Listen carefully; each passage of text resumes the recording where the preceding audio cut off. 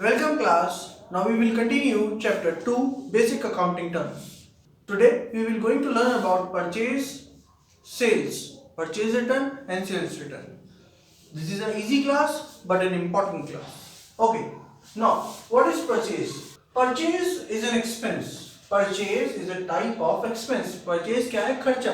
किसी भी बिजनेस का मेन खर्चा है परचेज. परचेज इंक्रीज होने पे होता है डेबिट. ठीक है, आपको ये बात याद रखनी है. परचेज इंक्रीज होने पे होता है डेबिट. परचेज एक तरीके का खर्चा है. Purchase means purchase of goods for resale in ordinary course of business with the intention of profit. हम लोग कोई भी गुड्स बिजनेस में इसलिए खरीदते हैं कि हम उन्हें फर्दर आगे बना के या बिना बनाए, या तो हम लोग वर्क इन प्रोग्रेस, या तो हम लोग रॉ मटेरियल, या तो हम लोग फिनिश गुड्स. हम तीन तरीके के गुड्स खरीद सकते हैं और फिर उन्हें आगे बेच सकते हैं. किस लिए? प्रॉफिट कमाने के लिए. अब इसमें लिखा हुआ है purchase means purchase of goods for resale. अब रीसेल करने के लिए तीन तरीके के गुड्स खरीदे जा सकते हैं बेटा. एक होता है रॉ मटेरियल, एक होता है जिसपे आधा अधूरा काम हो चुका, वर्क इन प्रोग्रेस, और एक होता है फिनिश गुड्स. अब जहां से आप लोग अपने घर की ग्रोसरीज लाते हैं, या आप लोग खाने पीने का सामान लाते हैं, या आप लोग अपना कॉस्मेटिक्स लाते हैं, वो लोग क्या वो चीजें खुद बनाते हैं? नहीं, वो लोग तो बस फिनिश गुड्स खरीदते हैं और आपको दे देते हैं. उनकी इंटेंशन क्या होती है? प्रॉफिट कमाना. उनकी इंटेंशन क्या होती है? प्रॉफिट कमाना. तो परचेज एक बिजनेस का सबसे बड़ा खर्चा है. जब तक वो अपनी दुकान पे गुड्स या सर्विसेज को रखेगा ही नहीं, तो वो आपको कैसे प्रोवाइड करेगा? ठीक है. अब कुछ लोग क्या करते हैं? रॉ मटेरियल लेते हैं. जैसे गोल्ड स्मिथ जो होता है, वो पहले रॉ गोल्ड लेता है, उस रॉ गोल्ड से ज्वेलरी बनाता है और आगे सेल करता है. अब जो हमारी इंडियन मोबाइल कंपनीज है, वो आधे अधूरे फोन्स मंगाते हैं और उन्हें यहाँ पे असेंबल करते हैं. तो वो क्या लेते हैं? वर्क इन प्रोग्रेस लेते हैं और उन्हें आगे फर्दर असेंबल करके बेचते हैं. तो परचेज एक बहुत मेजर खर्चा है, और खर्चे बढ़ने पे क्या होते हैं? डेबिट. याद रखना है, it does not means purchase of asset. यहाँ पे इस परचेज का मतलब ये नहीं कि हमने कोई कार खरीदी, या हमने कोई मशीनरी खरीदी, या हमने कोई बिल्डिंग खरीदी. यहाँ परचेज एक खर्चा है, जिसका मतलब है हमने वो गुड्स खरीदे जिन्हें हम अब आगे दोबारा रीसेल कर देंगे.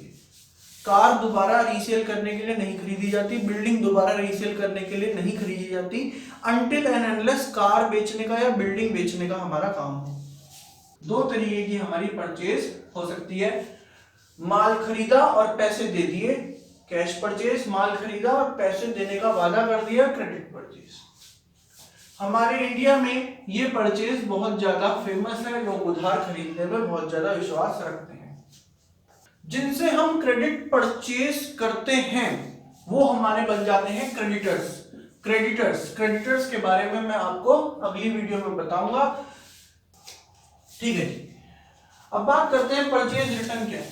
देखिए, परचेज इंक्रीज होने पे डेबिट होता है और परचेज रिटर्न इंक्रीज होने पे क्रेडिट होता है. कहने का मतलब है कि दोनों एक दूसरे के बिल्कुल अपोजिट है. खर्चा करा तो डेबिट, खर्चा कम हुआ तो credit.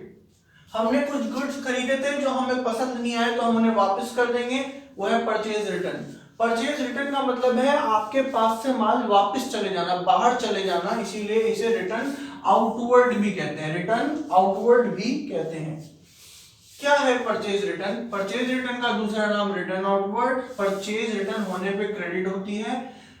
Goods purchased may be return to the seller. Goods अगर हमने खरीदे, हमें पसंद नहीं आए, तो हम सेलर को वापस कर सकते हैं, और उसका रीजन कुछ भी हो सकता है. द गुड्स में बी डिफेक्टिव, या तो गुड्स डिफेक्टिव है, या वो रिक्वायर्ड क्वालिटी के नहीं है जैसा हम मांग रहे थे, या रिक्वायर्ड साइज का नहीं है. मान लीजिए हमने 9 नंबर के जूते मंगाए थे पर उन्होंने 11 नंबर के भेज दिए, तो हम वो सारे जूते वापस कर देंगे. If not of required size और डिस्क्रिप्शन, हमने जैसी चीज बना के भेजने को कहा था, उन्होंने वैसी चीज बना के नहीं भेजी, तो हम उसे वापस कर सकते हैं. ये हो गया परचेज रिटर्न. तो परचेज खर्चा, परचेज रिटर्न खर्चे में थोड़ी कमी, ये दोनों एक दूसरे के हैं अपोजिट. अब बात करते हैं सेल की और सेल रिटर्न की. देखिए, मैंने आपको पिछली क्लास में भी बताया था, जहां पे नीचे आपको मैंने फूल पत्तियां लगा के समझाया था कि भाई सेल्स और रेवेन्यू फ्रॉम ऑपरेशन बात एक ही है। सेल हमारी सोर्स ऑफ इनकम है, इंक्रीज होने पे क्रेडिट होगी, इंक्रीज होने पे क्रेडिट हो गया। मेन सोर्स ऑफ इनकम किसी भी बिजनेस की सेल्स होती है या सर्विसेज देना। जो ग्रोसरीज का सामान बेचता है तो वो गुड्स बेचेगा, जो बच्चों को पढ़ाता है तो वो सर्विसेज बेचेगा। बात समझ आ रही है? दोनों मेन सोर्स हैं, सेल ऑफ गुड्स और सर्विसेज। यही कारण है कि गुड्स और सर्विसेज पे एक ही टैक्स लगता है, जीएसटी। गुड्स या सर्विसेज बेचना मतलब सोर्स ऑफ इनकम, मतलब रेवेन्यू फ्रॉम ऑपरेशंस, काम काज करके कमाया गया पैसा। अब total revenue from the sale of goods, चाहे आपने गुड्स बेचे चाहे सर्विसेज रेंडर्ड करी, जैसा कि मैंने अभी समझाया, by the business during an accounting period is known as sales. Okay, अब बात कर लेते हैं टाइप ऑफ सेल्स। अगर आपने किसी को गुड्स बेचे हैं और उसने तुरंत आपको पैसे दे दिए तो उसे कहते हैं कैश सेल। आपने किसी को गुड्स बेचे हैं और वो कह रहा है कि मैं पैसे बाद में दूंगा तो उसे कहते हैं क्रेडिट सेल्स। क्रेडिट सेल्स से जो जनरेट होते हैं वो होते हैं डेटर्स। याद रखिए, डेटर्स वो लोग हैं जिनसे हमें पैसे लेने हैं क्योंकि हमने उन्हें उधार माल बेचा है। तो डेटर्स हमारी क्या होते हैं? एसेट्स होते हैं। इसके बारे में मैं आपको अगली वीडियो में बताऊंगा।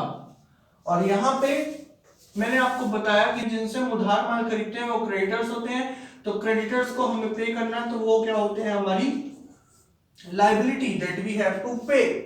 होपफुली आपको सेल्स समझ आ गया। अब एक लास्ट टॉपिक, सेल्स रिटर्न या रिटर्न इनवर्ड। हमने जब गुड्स बेचे तो उसे सेल्स कहते हैं, पर अगर किसी को वो पसंद नहीं आए वो हमें वापस भेज देंगे तो इनवर्ड आ रहे हैं।